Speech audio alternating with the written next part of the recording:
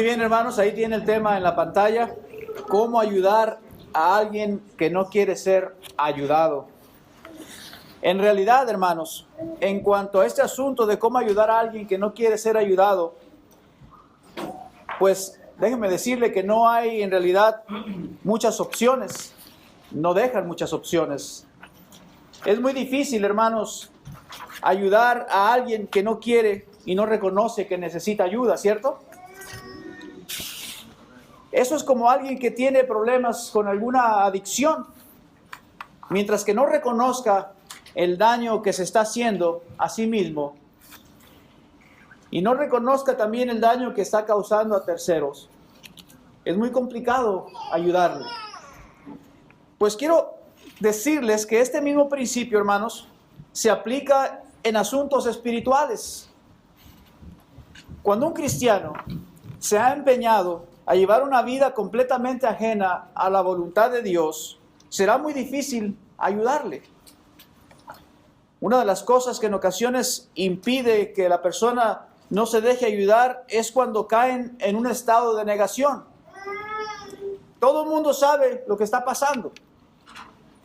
Sin embargo, la persona simplemente dice que no es cierto, que todo está bien, que todos están mal.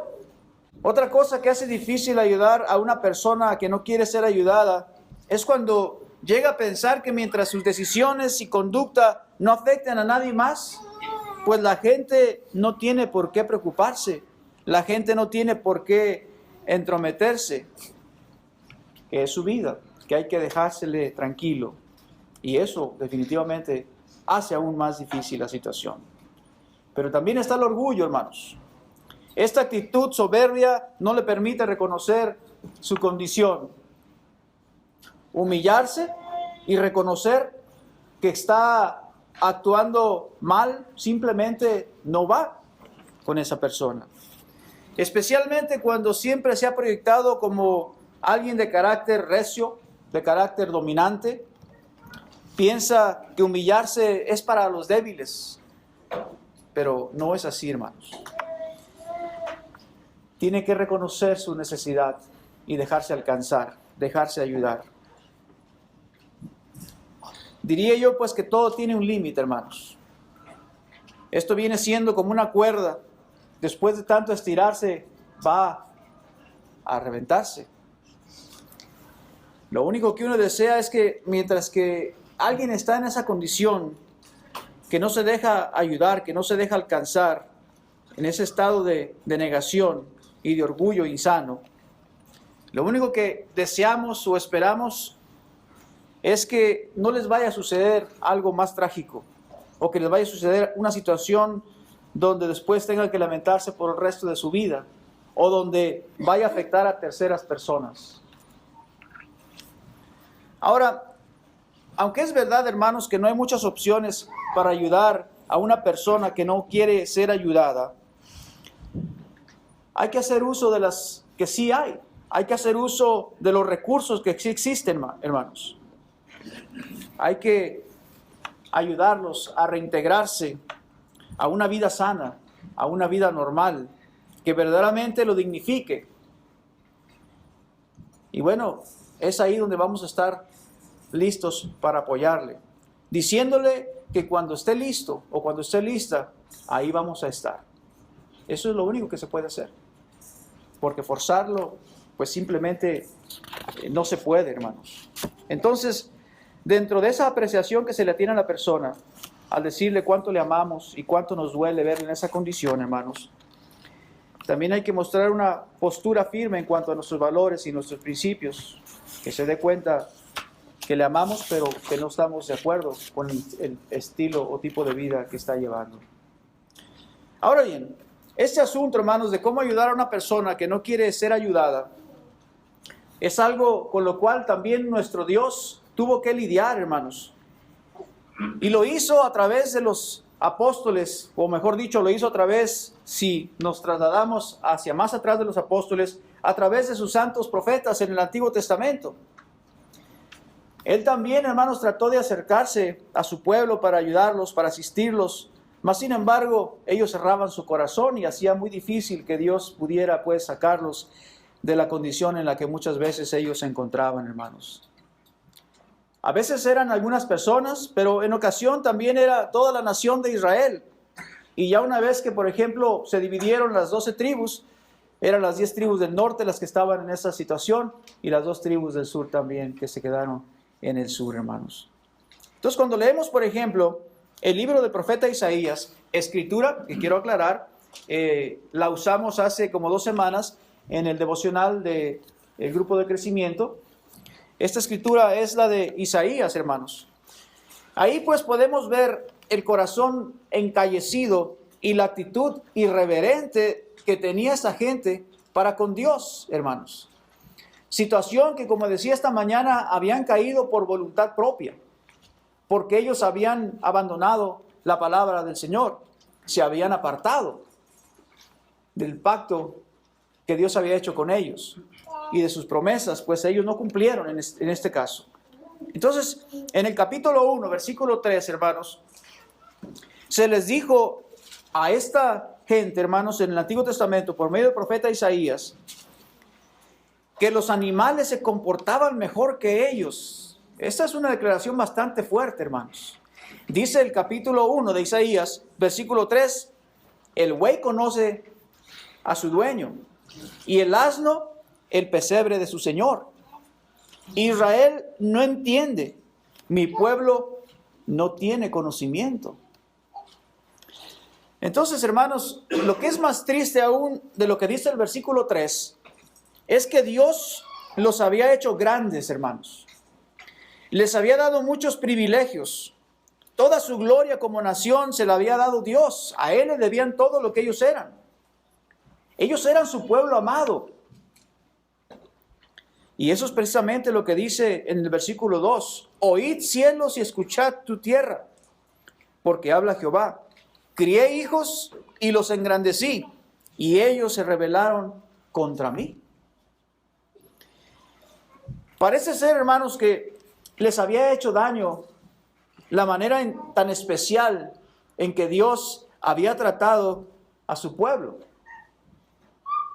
Todo el bien que Dios les hizo, se lo pagaron, como dice aquí, con indiferencia.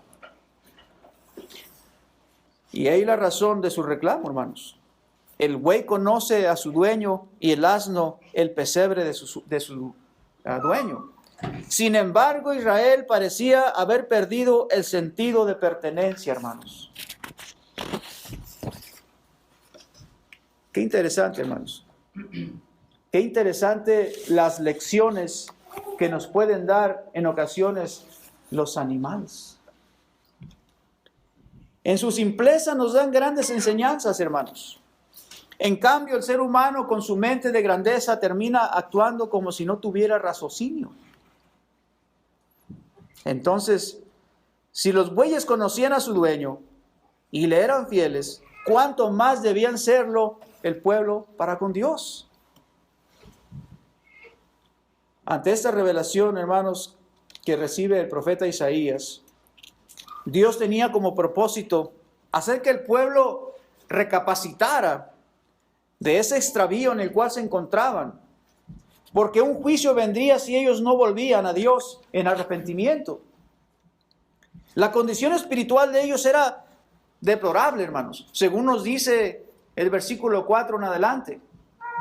Dice ahí, oh gente pecadora, pueblo cargado de maldad, generación de malignos, hijos depravados, dejaron a Jehová, provocaron a ir al Santo de Israel, se volvieron atrás. Isaías, hermanos, sin esconder la condición de este pueblo, los llama tal y como están, tal como son. Hoy, obviamente, cuando se usa esos términos, hermanos, la gente tiende a escandalizarse diciendo, pero ¿cómo se atreve el predicador o el hermano X a hablar tan fuerte? Quizá, hermanos, ese ha sido el problema. En ocasiones, por no ofender a nadie, obviamente, pues se disfrazan las palabras. Y quiero decirle que la gente va a seguir muy cómoda pues en esa condición, en ese estado, porque nadie se atreve a denunciar lo que están haciendo, hermanos. Sin embargo, aquí Isaías hace varias declaraciones sobre el comportamiento de ellos y sobre su condición. Lo estaba haciendo no simplemente por señalarlo, sino para que ellos pudieran ver su estado en el que se encontraban y pudieran recapacitar. En la primera parte del verso vemos que Isaías está maravillado, hermanos, pero no en sentido positivo. Es como si estuviera sorprendido del comportamiento de ellos, como es increíble, ¿no? Entonces, la primera cosa que les escribe les dice, gente pecadora, hermanos. Habían estado obrando en contra de la voluntad de Dios. Pueblo cargado de maldad es la segunda cosa que vemos aquí. Parece ser, hermanos, que no había ninguna cualidad moral en ellos. Sus malos frutos los manifestaban en todos los aspectos de su vida. Y luego les llama también generación de malignos. Entonces, como que esa gente del tiempo de Isaías también tenían lo suyo. Y luego, hermanos, los llamó hijos depravados. Así se le llama, hermanos, a alguien cuya mente está completamente corrompida. Todos sus pensamientos, sus acciones, hermanos, o más bien sus pensamientos los manifiestan a través de sus acciones, las cuales pues son destructivas. Y estas cosas que acaba de decir Isaías aquí, hermanos, son adjetivos muy fuertes para un pueblo que conocía a Dios. Un pueblo que conocía a Dios, hermanos. Sin embargo, por haber sido infiel a quien les había dado un lugar de honor, como veíamos hace un momento, a quien les había dado un privilegio, quien les había colocado delante de él, hermanos, más alto que cualquier otra nación, y por practicar todo tipo de maldad, ya no se les podía llamar entonces pueblo santo, como Dios lo describía a través de sus profetas. También se les acusa de haber dejado a Jehová, en ese mismo versículo. Son acusados de infidelidad y de inconsistencia en su relación con Dios. Y era evidente pues que tal comportamiento, como dice la parte final del verso 4, pues provocara ira a Dios, hermanos, o provocaran en ira a Dios. También se les acusa de haber dado vuelta atrás. Esto de darle la espalda a Jehová, hermanos, era algo muy constante en ellos. Habían dado un giro completamente extremo.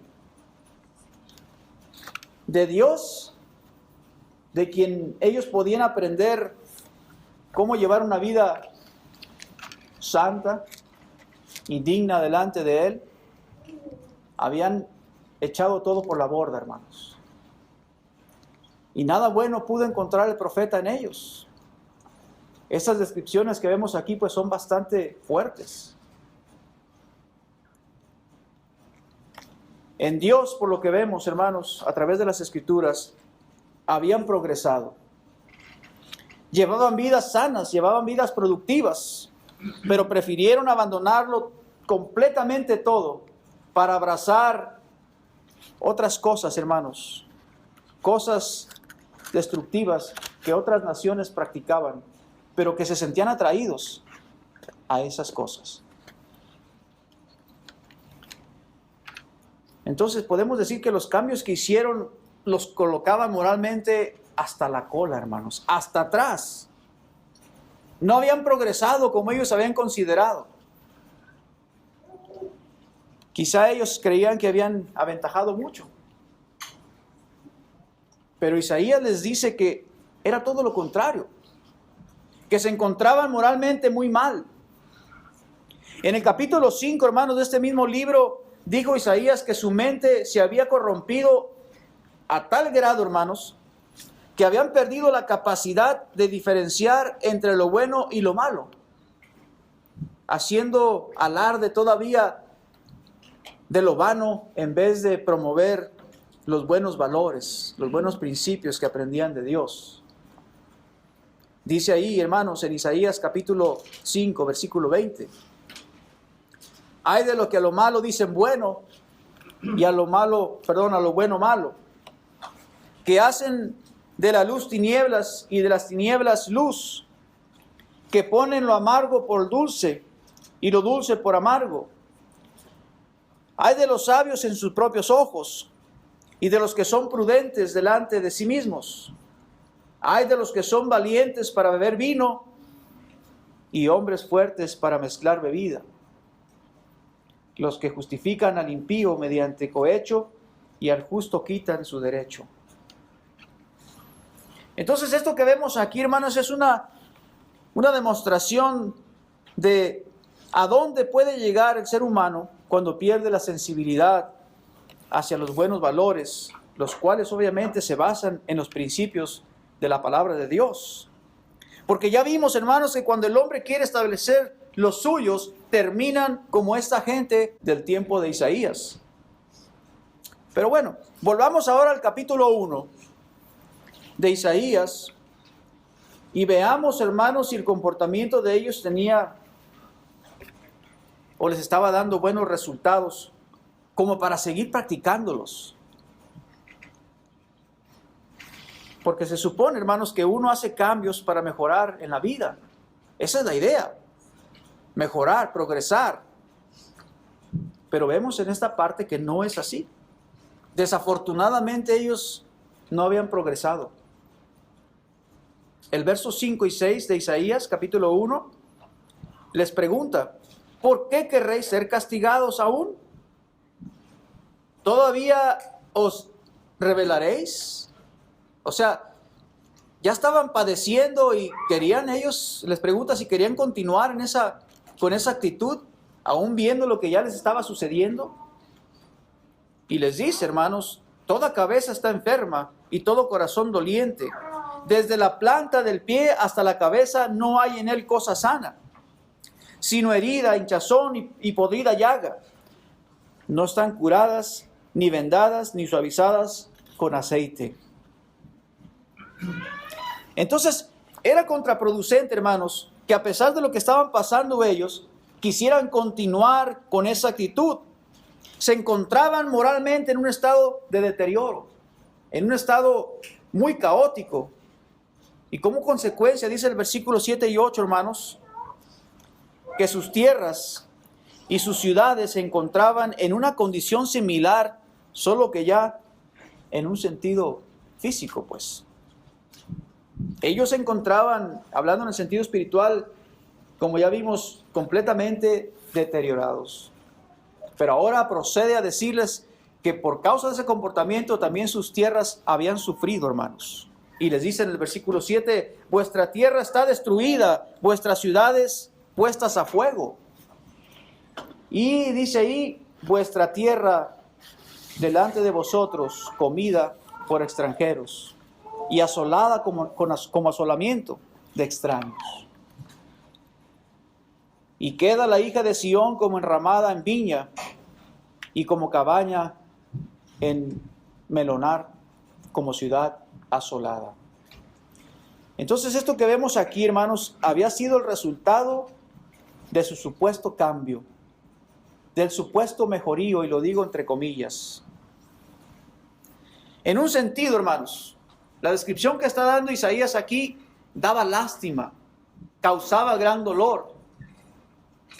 Sus tierras, las cuales antes de poseerlas se les había descrito como tierras fructíferas, donde siempre se les dijo que fluía leche y miel. Cuando se les habló de la tierra prometida, les dijo Dios que les iba a dar ese tipo de tierra, hermanos. Sin embargo, ahora estaban destruidas y sus ciudades estaban completamente en ruinas, dice el profeta. Y la hija de Sión, la cual es la ciudad de Jerusalén, también había quedado en una condición deplorable. Se le describe como enramada en viña, es decir, como un cobertizo abandonado que solo servía para guarida de leones. Ahora bien, hermanos, todo esto que dice Isaías aquí sobre las consecuencias de Israel y de Judá, son cosas que ya estaban viviendo, pero que también, hermanos, hace alusión, a eventos que vendrían como consecuencia por sus acciones, por sus pecados. Seguimos leyendo el resto del capítulo 1, versículo 10 al 15, y ahí podemos ver cuál es la postura de Dios ante la maldad de ellos. Dios, hermanos, ya no toleraba sus sacrificios ni sus días de fiesta. Querían venir ante Dios como si nada estuviera pasando. Había una actitud de cinismo en ellos que parecía no importarles. Entonces, cuando leemos, esos versículos del 10 al 15, nos damos cuenta cuál es la postura del Señor. Él no iba a soportar más eso. No toleraba ese comportamiento delante de Él. Querían vivir una vida doble y presentarse ante Dios como si todo estuviera completamente bien. De manera que Dios, hermanos, en su rica misericordia, hace un intento a través de Isaías para darles una salida a esa situación en la cual ellos se encontraban, que como consecuencia traía maldición a sus tierras y ciudades. Capítulo 1, otra vez, verso 16, dice: lavaos y limpiaos, quitad la iniquidad de vuestras obras delante de mis ojos, dejad de hacer lo malo y aprended a hacer el bien. Buscad el juicio, restituir al agraviado, haced justicia al huérfano, amparad a la viuda. Venid luego, dice Jehová, y estemos a cuenta. Si vuestros pecados fueran como la grana, como la nieve serán emblanquecidos. Si fueren rojos como el carmesí, vendrán a ser como blanca lana. Aquí vemos la disposición de Dios, hermanos. Estaba dispuesto a perdonarlos siempre y cuando ellos estuvieran arrepentidos. Si quieres y oyeres, comeréis el bien de la tierra. O sea, todo es condicional. Todo depende de ustedes, está diciendo el Señor. Si no quieres, dice, y fueres rebeldes, seréis consumidos a espada, porque la boca de Jehová lo ha dicho. Se les llama, hermanos, entonces a un cambio total. Esta es la manera en que Dios estaba haciendo un llamado, y esta es la manera en que Dios les estaba dando una salida a su condición. Les estaba tendiendo la mano a través del profeta Isaías, hermanos. La ayuda del Señor estaba allí manifestada. Entonces debían de hacer ciertas cosas. Debían de dejar de hacer lo malo y, como dice aquí, aprender a hacer el bien. Después, hermanos, que una persona ha practicado la maldad por un buen tiempo, hermanos, pues obviamente se va a habituar a ella, se va a acostumbrar a esa situación. Y no le va a ser muy fácil, pero sí es posible, claro que sí. Por lo tanto, entonces dejar de practicar, de acuerdo a lo que vemos aquí, dejar de practicar lo malo era el primer paso que Dios les estaba dando, que necesitaban ellos tomar. Pero luego habían de llenar ese vacío, hermanos, implementando cosas buenas. Cosas que el mismo Isaías menciona muy detalladamente, que habían dejado de hacer desde hacía ya mucho tiempo. Eso entonces lo debían de volver a aprender, como dice ahí, y no solamente aprender, sino ponerlo en práctica, hermanos. En ocasiones se llega a pensar, hermanos, que es suficiente con dejar de hacer el mal, apartarse de eso. Mas, sin embargo, aquí la palabra de Dios está diciendo que hay que implementar algo en ese, una vez que la persona ha logrado dejar de hacer el mal. Hay que practicar lo que es bueno, hay que buscar eso nuevamente. Entonces, dejar de hacer lo malo es una parte del cambio, claro que sí. Pero hay que ir más allá, dice Isaías. Entonces, si ellos cambiaban su vida, hermanos, sus pecados, como dice aquí, serían perdonados. Y entonces ahora sí podían volver a restaurar su relación con Dios. Mientras no, Dios no quería tener nada con ellos ya. Ya estaba cansado. Entonces esto que vemos aquí, mis hermanos, es de una manera el mismo cuadro que estamos viviendo en nuestros tiempos. El pueblo de Dios hoy día también se ha vuelto indiferente. En sus vidas reflejan más al mundo que a Dios o a Cristo. Están más empapados del mundo que del Señor, que de su palabra. Cambian a Dios o lo ponen en un segundo plano como si Dios fuera un objeto de segunda mano. Quieren aparentar que estar alejados de Dios les va bien, que les va mejor, cuando en realidad no lo es. Jesús, hermanos, le dijo a sus discípulos allá en Juan capítulo 15, versículo 5, porque separados de mí, nada podéis hacer. Y esta es una realidad, hermanos. Dios es la fuente de todo. De Él, como dice la palabra del Señor, mana la vida. No solamente la vida, sino la salud.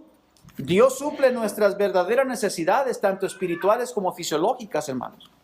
Pero todo depende de nuestra relación con Dios. Y bueno, ante todo esto que vemos aquí, viene la pregunta, hermanos. ¿Qué haría tanto Israel como Judá ante lo que Isaías les acaba de decir? ¿Harían caso a las advertencias y a la oportunidad que Dios le estaba dando? ¿Se dejarían ayudar? Es la pregunta. Hermanos, al seguir leyendo Isaías y todos los demás profetas previos a algunos acontecimientos, tales como los sitios por parte de los asirios y luego la deportación a Babilonia, podemos darnos cuenta, hermanos, que tanto Israel como Judá hicieron caso omiso al llamado de Dios. En cuanto a Israel, dice el libro de segundo, o en el segundo libro de Reyes, capítulo 18, versículo 9. Vuelvo a repetir, segundo libro de Reyes, capítulo 18, verso 9, perdón. Dice así la palabra de Dios, refiriéndose a Israel. Ya estaba dividido. Entonces está refiriendo en este caso, hermanos, a las 10 tribus del norte. Dice así: en el cuarto año del rey Ezequías, que era el año séptimo de Oseas, hijo de Ela, rey de Israel, subió Salmanasar, rey de los asirios, contra Samaria, y la sitió. Y la tomaron al cabo de 3 años, en el año sexto de Ezequías, el cual era el año noveno de Oseas, rey de Israel, fue tomada Samaria. Y Samaria, hermanos, venía siendo la capital de Israel, del norte, pues. Y el rey de Asiria llevó cautivo a Israel a Siria y los puso en Alá, en Abor, junto al río Gozán, y en las ciudades de los medos, por cuanto no habían atendido a la voz de Jehová su Dios. Ahí está la consecuencia, hermanos. Sino que habían quebrantado su pacto, y todas las cosas que Moisés, siervo de Jehová, había mandado, no las habían escuchado ni puesto por obra. Y luego de Judá, Isaías dice en el capítulo 36, versículo 1, hermanos: aconteció en el año 14 del rey Ezequías, que Sennacherib, rey de Asiria, subió contra todas las ciudades fortificadas de Judá y las tomó. Y bueno, aunque las ciudades de Judá, hermanos, quedaron bajo control de estos famosos asirios, el rey Ezequías se humilló ante Dios y Dios tuvo misericordia de ellos, hermanos. Dios libró de la mano de sus opresores, y esto sucedió durante el tiempo de Isaías. Según nos dice ahí también en el segundo libro de Reyes, capítulo 18, verso 13 al 37, como referencia. Y bueno, hermanos, desafortunadamente, más tarde volvió a quedar cautivo Judá, por las mismas razones que hemos visto aquí, hermanos. Se esperaría que ellos aprendieran su lección, ¿no? Sin embargo, no fue así.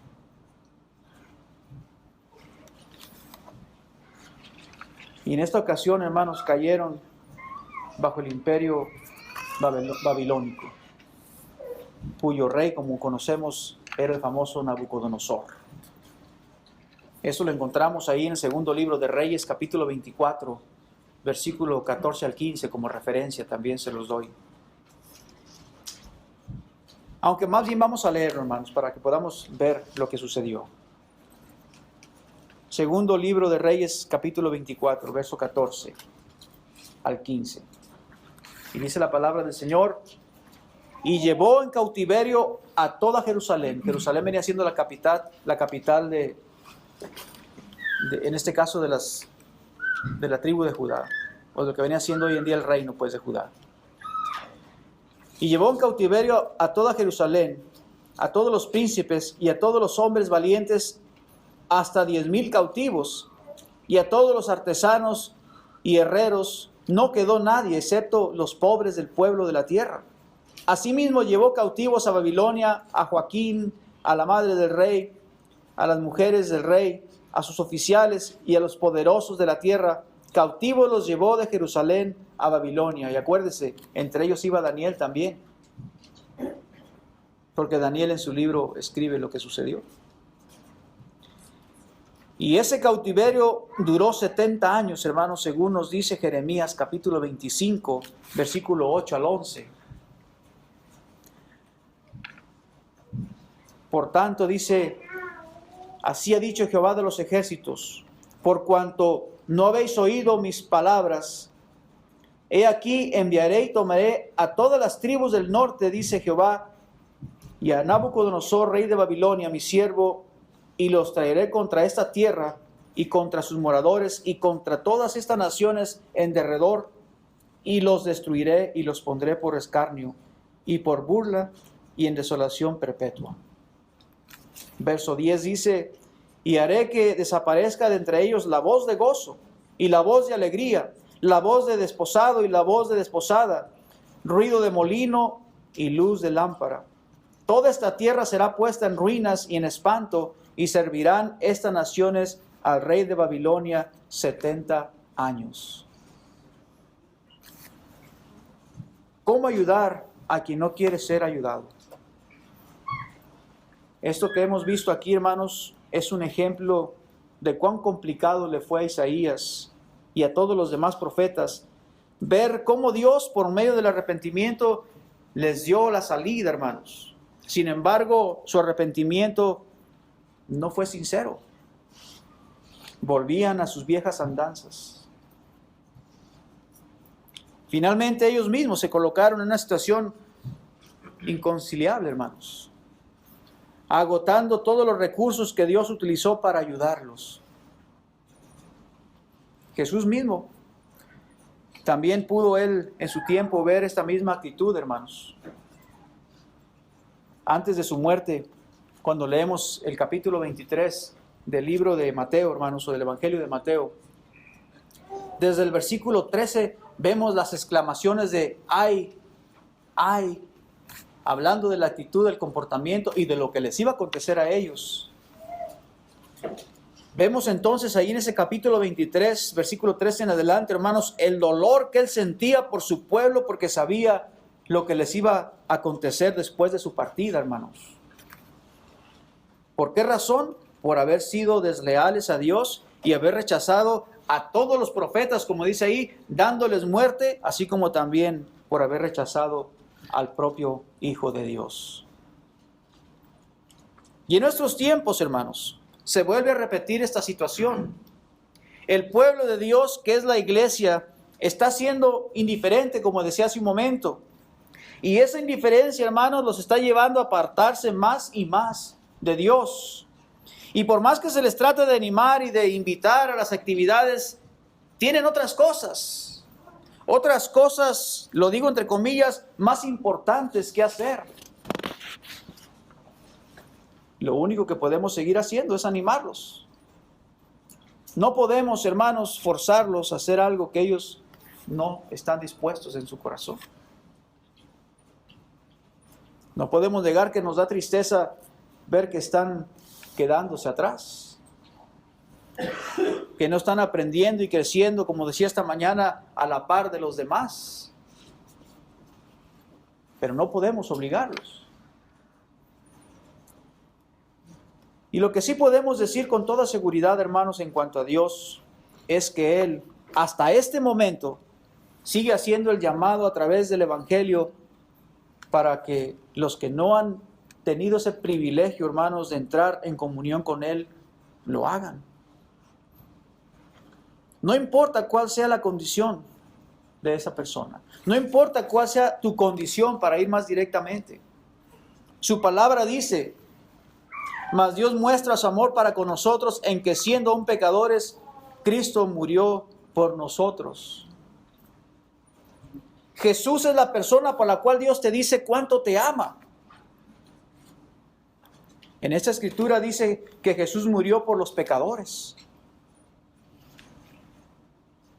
Si tú hoy reconoces esa condición, entonces esa oferta de Dios es para ti, si es que no has tenido esa oportunidad de venir al Señor. Lo que Jesús te pide que hagas es creer en Él. Dice la palabra de Dios ahí en Juan 8:24, por eso os dije que moriréis en vuestros pecados, porque si no creéis que yo soy, en vuestros pecados moriréis.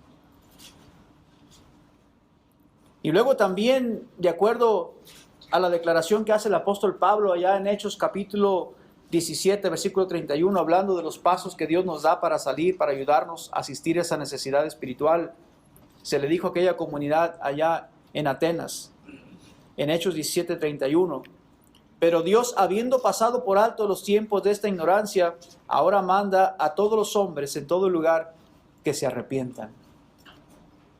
Y da la razón por lo cual han de arrepentirse, porque habla de que Dios ha determinado un día en el cual traerá juicio a todas las naciones por medio de su Hijo Jesucristo.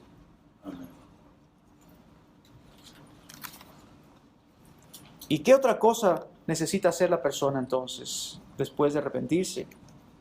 Necesita confesar públicamente también que Jesucristo es el Cristo, que es el Hijo de Dios.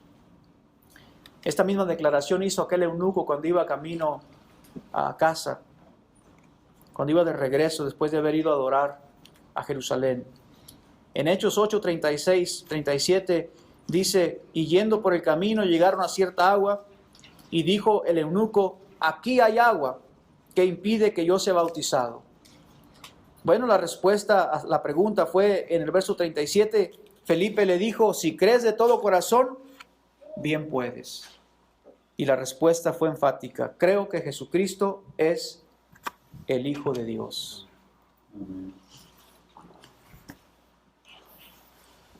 Entonces, hermanos, al igual que el eunuco, posiblemente usted, si aún no ha obedecido el Evangelio, necesita bautizarse para el perdón de sus pecados, según Hechos 2:38. Esta pues es la manera en que Dios quiere ayudarte hoy con el problema de tu alma, para que tú des inicio a una vida nueva en Cristo Jesús, si aún no te has colocado en Cristo. Que tu actitud hacia el llamado de Dios no sea como la historia que hemos aprendido el día de hoy. Usted hoy puede tomar una decisión completamente diferente. La pregunta es, ¿atenderás a esa invitación? ¿A la ayuda que Dios te está proporcionando por medio de su Hijo? Es una pregunta que solamente usted puede responder. Bien, vamos a dejar el tiempo a nuestro hermano Ventura para que nos dirija en esta alabanza de invitación. Vamos a ponernos de pie, hermanos, en el nombre del Señor. Vamos a darle el espacio, el tiempo a nuestro hermano. Gracias, que Dios les bendiga.